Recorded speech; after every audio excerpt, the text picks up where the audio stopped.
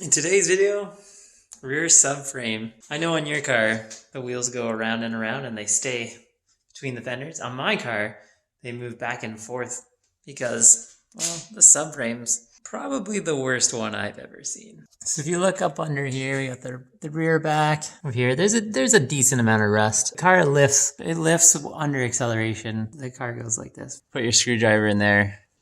You shouldn't be able to do that. That's a lot of movement from a tiny bit of force. This bushing could be shot too. So anyway, we're gonna take it apart. I had these ones out before, so they're not too bad. Top tip, if you're gonna have your car apart for a while, you may forget where stuff goes. Grab a piece of cardboard, write down what it's for, pop your bolts in the configuration you need. You won't lose them.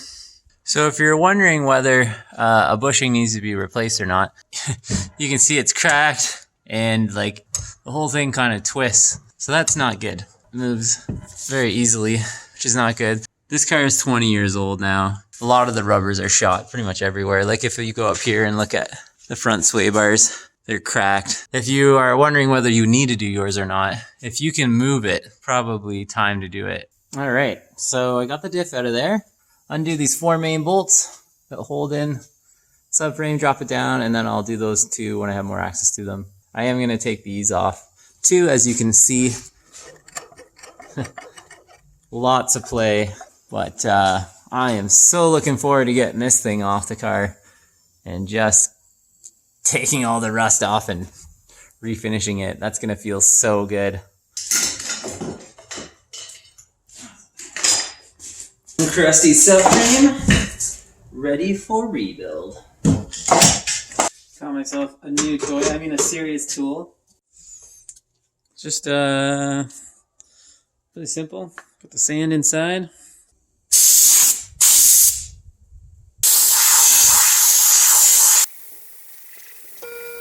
So the thinking is, I'll put the part in a tub and then maybe we can salvage some of the sand to reuse it. Maybe. Well, I would say sandblasting without a tank is a fail. That's not nothing. I guess I can put that back in the gun. I went through like 2 pounds of blasting material in like 5-10 minutes. What? Bro, what are you talking about, man? What is that, you say? Is that the world's most redneck sandblasting station? Yes, it is. Out for its maiden journey. Oh my gosh. Alright, let's do it. Well, that's about how far we got in an hour. It's getting less rusty. Sawzall solves all.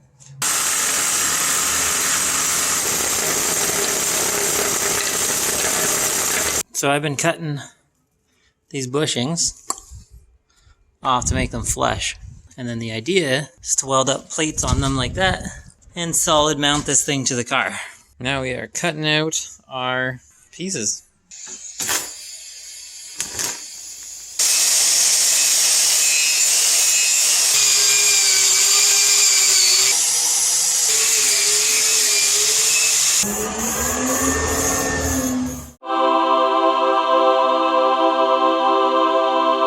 So, since we modified the subframe, we're not as thick as the original, so we're just going to create a 1/2-inch spacer. We're going to use some hockey pucks. There's nothing more Canadian than creating your subframe bushings and other bushing needs out of the one and truly sustainable resource.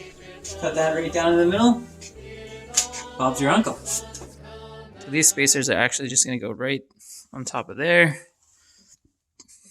That's going back up in the car and the rest of our suspension, which is super, super exciting. Which side is which? Do you guys know? I don't remember. Well, it's all back together. Look at that nice new diff, not too rusty. Got our hockey puck spacers in there. They're looking really good. The front one's up there. Yeah. It's good, it's good, it's good, it's good. It's not too bad under here. Looks like a well-sorted car. Quite happy with that. Thank you so much for watching another video. It's nice to be able to share this project with others. When I started this like 5 years ago, I thought it was going to turn into something other than it did, but you know, it's become just a way of documenting me building a race car, building a drift car.